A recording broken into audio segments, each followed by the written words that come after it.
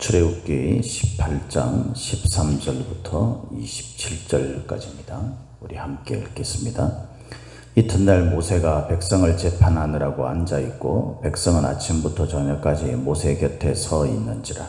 모세의 장인이 모세가 백성에게 행하는 모든 일을 보고 이르되 네가 이 백성에게 행하는 이 일이 어찌 됨이냐? 어찌하여 네가 홀로 앉아있고 백성은 아침부터 저녁까지 네 곁에 서 있느냐? 모세가 그의 장인에게 대답하되 백성이 하나님께 물으려고 내게로 오미라. 그들이 이 일이 있으면 내게로 오나니 내가 그 양쪽을 재판하며 하나님의 율례와 법도를 알게 하나이다. 모세의 장인이 그에게 이르되 네가 하는 것이 옳지 못하도다. 너와 또 너와 함께한 이 백성이 필경 기력이 쇠하리니 이 일이 네게 너무 중함이라. 네가 혼자 할 수 없으리라. 이제 내 말을 들으라. 내가 네게 방침을 가르치리니 하나님이 너와 함께 계실지로다. 너는 하나님 앞에서 그 백성을 위하여 그 사건들을 하나님께 가져오고 그들에게 율례와 법도를 가르쳐서 마땅히 갈 길과 할 일을 그들에게 보이고 너는 또 온 백성 가운데서 능력 있는 사람들 곧 하나님을 두려워하며 진실하며 불의한 이익을 미워하는 자를 살펴서 백성 위에 세워 천부장과 백부장과 50부장과 10부장을 삼아 그들이 때를 따라 백성을 재판하게 하라. 큰 일은 모두 네게 가져갈 것이요 작은 일은 모두 그들이 스스로 재판할 것이니 그리하면 그들이 너와 함께 담당할 것인즉 일이 네게 쉬우리라. 네가 만일 이 일을 하고 하나님께서도 네게 허락하시면 네가 이 일을 감당하고 이 모든 백성도 자기 곳으로 평안히 가리라. 이에 모세가 자기 장인의 말을 듣고 그 모든 말대로 하여 모세가 이스라엘 무리 중에서 능력 있는 사람들을 택하여 그들을 백성의 우두머리 곧 천부장과 백부장과 50부장과 10부장을 삼으며 그들이 때를 따라 백성을 재판하되 어려운 일은 모세에게 가져오고 모든 작은 일은 스스로 재판하더라. 모세가 그의 장인을 보내니 그가 자기 땅으로 가니라. 아멘. 오늘도 저와 여러분에게 하나님이 함께 하시는 충만하신 은혜가 임하기를 예수님의 이름으로 축복합니다. 오늘 우리가 읽은 이 말씀을 가지고 기술을 습득하라 라는 제목으로 함께 말씀을 나누겠습니다. 우리가 세상을 살아가는 데는 가장 중요한 게 사실은 그 원칙이죠. 원칙. 이것이 어그러지게 되면 그 기본이 무너지게 됩니다. 그래서 무엇이 가치 있고 옳으냐라는 것이 사라져 버리기 때문에 마치 사사기에서 이야기하는 것처럼 사람들이 자기 보기에 좋은 대로 자기의 소견대로만 그렇게 해버리게 되죠. 그러면 세상의 질서라든가 뭐 세상의 그 어떤 기준이라든가 이런 원칙들이나 이런 것들이 사라지게 됩니다. 그래서 사람들이 인생을 살아가는 데 있어서 굉장히 중요한 것, 어쩌면 가장 기본이 되어야 될 것이 뭐냐면 그 기본적인 원리를 세우는 거예요. 원칙을 세우는 겁니다. 그것을 이제 흔히 요즘 우리가 좀 표면적으로 드러나는 것 가운데 하나가 뭐냐면 바로 법이죠. 법. 이 법이 어떻게 정해지느냐에 따라서 가치가 정해지게 되고 원칙이 정해지게 되는 거잖아요. 그래서 그것에 따라서 공동체가 질서 있고 또 그렇게 순리대로 움직이게 되는 거죠. 그것이 결국은 좀 불편하고 좀 어려운 부분이 있어요. 왜냐면 내가 하고 싶은 대로 못하니까. 그렇지만 그것이 결국은 나도 그리고 우리 주변에 있는 사람 모두 살리는 그런 길입니다. 그래서 원칙을 세우고 그것에 의해서 이렇게 움직여가는 것, 그것은 굉장히 중요하다라고 말할 수 있습니다. 그러나 우리가 이 원칙에 너무 매이다 보면은 소위 말해서 융통성이 없어지게 되고 그로 인해서 이제 지혜롭게 행해야 될 때가 있는데 때로는 이 원칙이 그 상황과 여건에 따라서 그 달라지는 경우가 있잖아요. 그것을 좀 어떤 사람들은 상황윤리라고 그렇게 이야기를 하기도 합니다. 이것에 따라서 사람들이 이렇게도 행할 수 있고 이렇게도 행할 수 있는 거죠. 원칙이 정해졌으면 그것을 소위 삶 가운데 적용해 나가는 그런 기술을 말하는 거죠. 이것은 지혜롭게 행해야 되는 겁니다. 이것은 어디서부터 오는 것이냐면은 오랜 시간 동안 습득되어 오던 그런 경험이라든가 뭐 이런 것들, 그리고 내가 알지 못했던 것들을 타인들로부터 또는 외부적인 어떤 그런 존재들로부터 뭐 그것이 자연이든 또는 사건 사고든 그런 것들로부터 배우면서 깨닫게 되는 거잖아요. 이것을 만약에 빨리 깨달을 수 있다면 그 사람은 소위 이제 그 인생을 꿰뚫어 보고 시대를 꿰뚫어 볼 수 있는 그런 지혜로움을 가지게 된다, 이렇게 평가들을 하고 또 말할 수 있습니다. 그래서 인생에 있어서 우리가 그 원칙을 세우는 것과 그 원칙을 삶 가운데서 적용할 수 있는 기술을 배우는 것, 그것은 습득하는 것은 아주 중요하고 또 지혜로운 그 인생의 기술이라고 볼 수 있습니다. 인생의 삶의 모습이라고 볼 수 있는 거죠. 그래서 이것을 이제 우리가 어떻게 세우고 또 배워 가야 되는가, 이것을 그리스도인들도 고민해야 합니다. 우리의 원칙은 두말할 필요도 없죠. 그죠? 그리스도인들의 원칙은 하나님의 말씀뿐이에요. 우리가 하나님께서 원하시는 삶을 사는 것이고, 그 하나님께서 원하시는 말씀을 살기 위해서는 하나님이 무엇을 말씀하셨는가, 그것을 우리가 잘 알고 있는 것이 굉장히 중요합니다. 그래서 여러분, 성경에는 지식과 지혜가 구분돼서 그렇게 같이 이렇게 통용 같은 말로도 사용되지만 의미로도 이 지식과 지혜를 좀 구분해서 사용하는 경우도 많습니다. 지식이라는 것은 소위 말해서 원칙을 말하는 거죠. 원칙은 이렇게 배워야 되는 거예요. 알아야 되는 거죠. 그 다음에 지혜라는 것은 그것을 이제 적용시켜 나가는 삶의 어떤 그 방법, 그런 것들을 의미한다고 볼 수 있습니다. 물론 그것이 다는 아니죠. 성경에서 말하는 그 지혜의 참된 의미는 그것보다 훨씬 더 광범위하고 넓고 또 깊고 중요합니다. 그러나 우리가 좀 그걸 구분시켜서 이해를 하자면 그런 거죠. 그래서 여러분, 우리가 지식도 배워야 하지만 지혜도 배워야 되는 겁니다. 지혜도 여러 가지에 의해서 이렇게 배워야 되는 거죠. 가장 중요한 것은 하나님 앞에서 기도하면서 하나님이 어떻게 이것을 우리 삶 가운데 적용시켜 나갈 것인가를 가르쳐주는, 깨닫게 하는, 그것이 가장 중요한 그 기술의 습득, 지혜의 습득이라고 할 수 있죠. 그러나 이제 그 테크닉적인 면, 이런 면들을 우리가 그 배우는 데 있어서는 좀 다양한 면에서 우리가 그것을 배울 수 있습니다. 그죠? 앞서 이야기한 것처럼 자연의 어떤 현상이라든가, 또 우리 인생의 경험이라든가, 이런 것들이 있을 수 있고, 그 다음에 주변엔 또 사람들에 의해서 우리가 그것을 배우기도 하죠. 책을 통해서 배우기도 하고, 대화를 통해서 배우기도 합니다. 심지어는 우리나라 속담에 그런 말도 있잖아요. 어린아이에게도 배울 것은 배워야 된다라는 말이 있죠. 그래서 우리가 주변을 돌아보면 우리가 사실 내가 배우고자 하는 마음을 가지고 있으면요, 배울 것들이 진짜 많은 거예요. 배울 것들이. 그 중에서 세상 인생을 살아가는 그런 어떤 지혜로움을 배우는 것, 그거 굉장히 중요한 것이죠. 오늘 우리가 읽은 이 본문 말씀에는 모세가 이제 이 백성들을 이렇게 재판하는 그 장면이 나옵니다.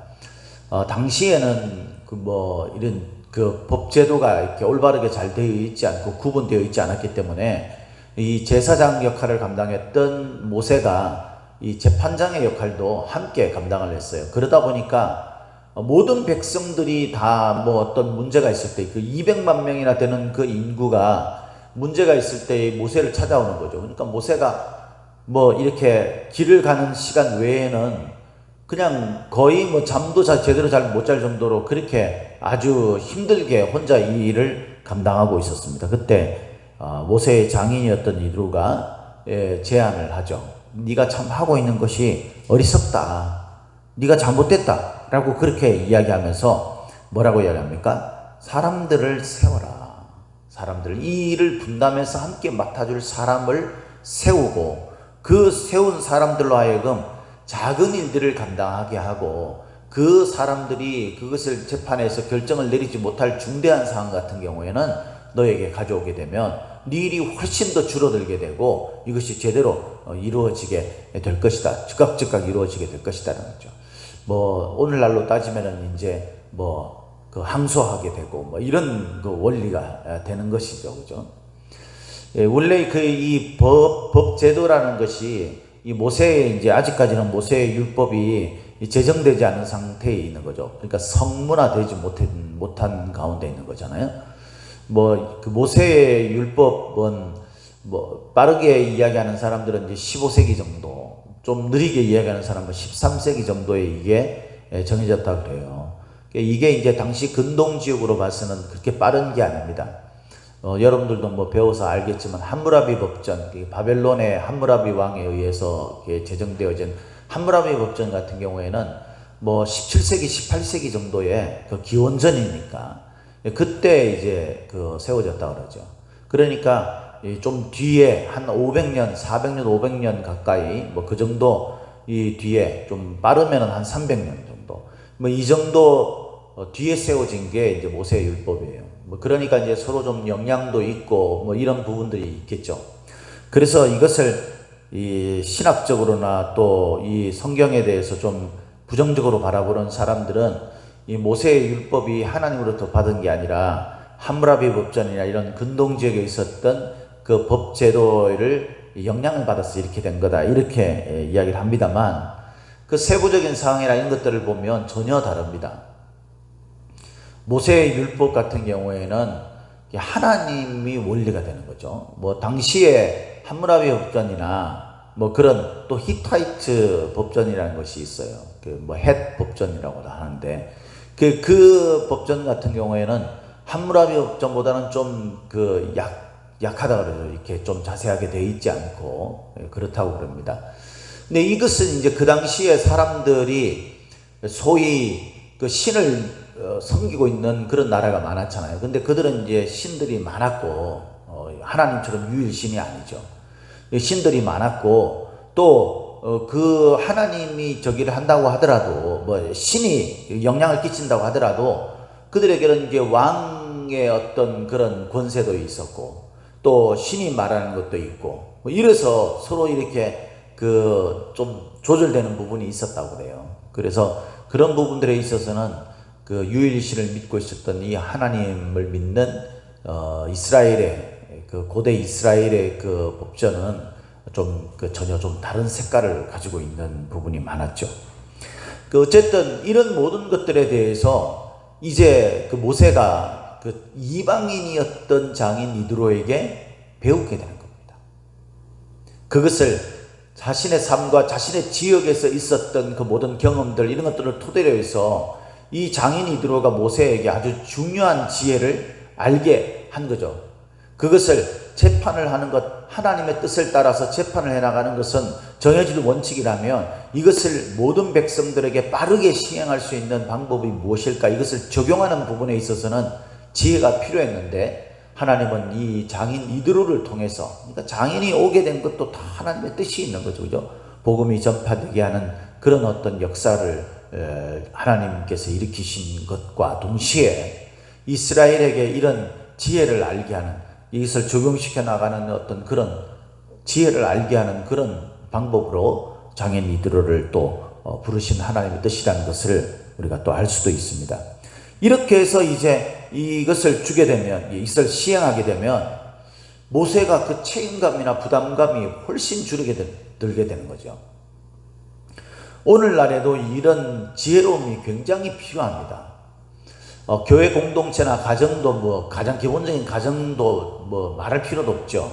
이 교회 공동체 같은 경우에도 목회자 혼자서 무언가를 다 하고 하는 것을 성도들이 그것을 원하면 안 돼요. 나는 이런 부담을 지고 책임을 지고 싶지 않다. 이렇게 해서 교회가 굴러가는 그것은요, 결코 하나님께서 기뻐하시는 것도 아니고 지혜로운 방법도 아닙니다. 내가 섬기고 있는 교회가 정말 내 교회고 정말 중요한 하나님과의 그 관계를 이루어가는 데 있어서 하나님이 원하시는 그런 교회다.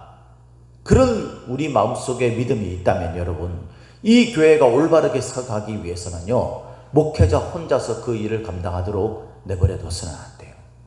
여러분들이 그 부분에 책임을 지고, 그래서 그것을 작은 일들, 좀 이런 일들은 여러분들이 각자 주어진 달란트에 의해서 그것을 감당해주고, 그리고 정말 중대하고 큰 부분, 뭐 이런 것들, 교회가 정말 전체가 함께 합의해야 될 이런 부분들은 목회자에게 맡겨서 그 목회자가 성도들의 의견을 물어서 그것들을 결정하는, 또는 뭐 그 목회자의 어떤 그 경험과 또 하나님 앞에 기도하면서 얻은 그런 결론을 가지고 결정하게 하는 그런 원리를 취하는 것이 이 교회 공동체가 움직여가는 데 있어서 빠르고 신속하며 또 하나님이 원하시는 그런 방법이라 볼 수 있습니다. 우리가 이 지혜를 배워야 되는 거죠. 여러분, 세상을 한번 보십시오. 어느 조직이든지 간에 그 조직에 소위 말해서 간부가 있는 거예요. 그죠? 중간직들이 있는 겁니다. 그 사람들이 그 전체적인 어떤 부분들을 그렇게 세부적으로 관리를 해나가고, 그리고 큰 골격, 중요한 이슈, 이런 것들은 이제 오너가 그것들을 판단하고 결정하게 하는, 이런 것들이 그 조직을 움직여가게 하는 그런 빠르게 기동력 있게 그렇게 움직여가는 그런 지혜 아닙니까? 과거에는 교회가 우리나라에 그 선진 문화를 가지고 왔죠. 그래서 이 사회적으로 굉장히 교회 문화가 또 신앙생활을 하는 그런 그 삶들이 우리 한국에 굉장히 중요한 역할을 끼쳤어요. 아주 중요한 선한 역할을 끼쳤죠. 그러나 지금은 이제 이 우리나라의 그 문화라든가 또 제도라든가 이런 그 삶의 방식이나 이런 것들이 지금은 굉장히 좀 발전된 부분이 있습니다. 물론 그것이 세속화된 부분도 있죠. 그래서 그 세속화된 부분들은 우리가 경계를 해야 되겠지만, 또 세상이 가지고 있는 좋은 지혜로운 부분들, 이런 것들은 우리가 교회가 성장하고 올바르게 세워지는 데 있어서 하나님이 주신 지혜인 줄 알고 받아들이고, 또 그런 기술들이나 테크닉들을 습득하는 것이 중요하다는 거예요. 개인으로도 마찬가지예요. 우리 혼자 삶은 절대 살아갈 수 없어요. 그래서 우리 주변에 있는 사람들과 함께 어우러져서 그들과 대화를 나누고 기도 제목을 나누고 그들에게 기도도 요청하면서, 또 그들이 그런 어려운 문제를 만났을 때 어떻게 극복해 왔는지 신앙적 관점에서 조언을 듣는, 그래서 경험이 있고 신앙이 좋은 그런 사람들이 나에게 영향을 끼치도록 해야 합니다. 그래야 신앙적으로 올바른 결정을 내리는 그런 일들을 우리가 잘 감당할 수 있어요. 그러지 않고 교회 사람들과의 교류가 없는 사람은 절대 신앙이 잘할 수가 없어요. 그러니까 여러분들이 잘 아셔야 합니다. 우리 함께하는 교회 사랑하는 성도 여러분들은요, 정말 성도들과의 교제, 믿음이 있는 신실한 사람들과의 교제를 통해서 그들에게 신앙의 선한 영향력을 받을 수 있기를 예수님의 이름으로 축복합니다. 고린도전서 12장에 보면은 은사에 대한 부분들이 많이 나오는데, 이 은사에 대한 부분들도 그렇죠. 자신이 가지고 있는 하나님으로부터 받은 달란트, 은사, 능력, 재주, 재능, 이런 것들을 잘 활용해서 하나님의 몸된 교회 공동체가 움직여갈 수 있도록 그 직무를 감당해야 된다라고 기록되어 있습니다. 저와 여러분들은 우리가 살아가는 삶의 어떤 모습으로 우리가 속해 있는 공동체 속에서 내가 행동하고 있습니까? 서로에게 영향을 끼치고 있습니까? 선한 영향력을 받고 있습니까, 여러분? 선한 영향력, 오늘 말씀에서는 그것이 세상에 어떻게 삶을 살아가야 되는지 하나님의 원칙들, 하나님이 가르치신 그 말씀들을 어떻게 내 삶 가운데서 문제를 만나거나 평탄한 삶을 살거나 좋은 일을 만났을 때에 우리가 겸손하고 하나님의 방법으로 실망하거나 좌절하지 아니하고 하나님 앞에 지혜롭게 그 삶의 믿음의 모습들을 이루어갈 수 있는지를 서로에게 배워야 합니다. 여러분들 지금 그렇게 배우고 있습니까? 만약에 나는 사람들과 말 섞는 거 싫다, 그 사람들하고 얘기해봐야 내가 얻어지는 게 하나도 없다, 그것은 내가 배울 자세가 되어 있지 않기 때문에. 물론 그럴 수 있죠. 나와 너무 안 맞는 사람이 있을 수 있습니다. 얼토당토하는 말로 내 만나는 모든 시간 내내 그런 소리를 하는 사람들도 있겠죠. 그러나 여러분, 우리가 이런 자세를 가지고 내가 사람들에게 이를 통해서 역사하시는 하나님의 지혜를 아주 작은 것이라도 내가 배우겠다라는 생각을 가지고 늘 그런 자세가 되어 있는 사람은요, 우리가 사람을 만나서 대화를 나눌 때에 그들이 하는 행동, 심지어는 잘못된 모습을 보고서도 우리가 배울 것을 배우게 되는 것입니다. 그래서 형제가 잘못한 일이 있으면 내 자신을 먼저 돌아보면서 내가 거기에 빠지지 않도록 조심하라고 그렇게 성경이 가르치고 있지 않습니까? 이렇게 여러분, 우리가 삶의 방식들을 해나가는 데 있어서 하나님으로부터 오는 지혜, 하나님으로부터 오는 기술, 그 테크닉들을 어디서 배우냐 하면요, 사랑하는 공동체의 지체들을 통하여서 배웁니다. 어떻게 할 때 그렇게 할 수 있습니까? 말을 듣고 그대로 따를 때입니다. 24절에 보니까 이렇게 되어 있어요. 제일 먼저는 사실 23절이죠. 23절에 보니까 네가 만일 이 일을 하고 하나님께서도 네게 허락하시면, 첫 번째는 내가 이 사람으로부터 배운 그런 기술이나 이런 부분들이 있을 때 그것이 세상에 세속화된 잘못된 그런 기술일 수 있는 거예요. 그래서 하나님 앞에 기도하면서 말씀을 보면서 이것이 내가 정말 배워야 될 부분인지를 먼저 하나님 앞에 지혜를 구하는 것이 중요합니다. 그래서 하나님이 그 부분에 대해서 좋은 마음을 주시면 그걸 우리가 배우는 거죠. 이게 첫 번째예요. 두 번째 24절에 이렇게 얘기합니다. 이에 모세가 자기 장인의 말을 듣고 그 모든 말대로 하여. 이 듣다라는 단어 자체가 순종의 의미가 있는 겁니다. 그러니까 저 사람이 저런 이야기를 했는데 내 삶에 적용하지 않으면 무슨 소용이 있어요?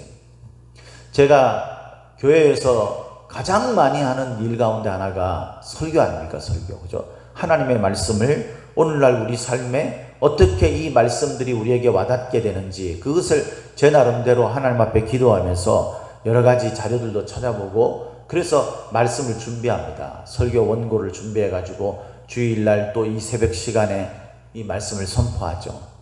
이 말씀을 전하면 성도들이 듣는 모양이 다 달라요. 어떤 사람은 예배를 드리러 와서 매일 이렇게 좀 정신이 없다가 또 졸다가 뭐 이렇게 하다가 끝나는 그런 분들도 있습니다. 그 오는 자체가 참 감사한 일이지만 이왕이면 이제 깨어서 말씀을 잘 듣는 것이 매우 중요하지 않습니까? 근데 이제 어떤 분들은요, 이렇게 설교를 탁 전하다 보면 막 눈이 초롱초롱해 가지고 때로는 고개도 끄덕이고 막 이렇게 아멘도 하고 이러면서 말씀을 듣는 사람들이 있어요. 그러면은 막 저도 막 힘이 나 가지고 말씀을 막 전하죠. 막 없는 소리도 막 갑자기 생각이 나기도 하고 있지 않습니까? 그래서 막 열정적으로 말씀을 전합니다. 그런데 그렇게 하셨던 분들 가운데서도 어떤 분은 순종하며 따르는 분들이 있는 반면에 어떤 분들은요, 그걸로 끝이에요. 삶 가운데 적용이 하나도 없는 거죠. 그러면 여러분, 그 말씀의 은혜가 우리에게 무슨 영향이 있겠어요? 우리가 신앙으로 살아간다고 할 수 있겠습니까? 말씀은 말씀이고 내 삶은 내 삶인, 그렇게 여러분 신앙생활이 하나님의 말씀과 내 삶의 적용이 일치된 게 아니라 전혀 별도의 이중적인 그런 신앙생활은 올바른 신앙생활이 아닙니다. 하나님이 원하시는 신앙생활이 아닙니다. 우리가 정말 하나님을 믿는 그리스도인이라면 오늘도 우리 주변에 있는 사람들, 특히 말씀에 연륜이 있고 신앙에 연륜이 있고 이런 사람들이 말씀을 기반으로 해서 전해주는 그 이야기들, 또 내 인생을 통해서 경험하는 그 모든 것들을 통해서 여러분 삶의 테크닉을 배우시길 바랍니다. 삶의 지혜를 배우시기를 바랍니다. 이 배울 때 어떻게 배워야 됩니까? 하나님께서 이것을 정말 내 삶에 적용하는 것이 좋은 것인지를 먼저 내가 깨달은 것이 있다면, 들은 것이 있다면 하나님 앞에 기도하면서 어떻게 이것을 내 삶에 적용해 갈지를 여러분 한번 묵상하고 고민해 보십시오. 기도해 보십시오. 그리고 답을 얻으십시오. 그리고 그것을 듣는 것에 그치지 마시고 꼭 실천해서 삶의 지식을 얻을 뿐만 아니라 그 지식을 삶에 적용할 수 있는 지혜, 기술을 배울 수 있는 저와 여러분들이 다 되시기를 예수님의 이름으로 축복합니다. 축복합니다.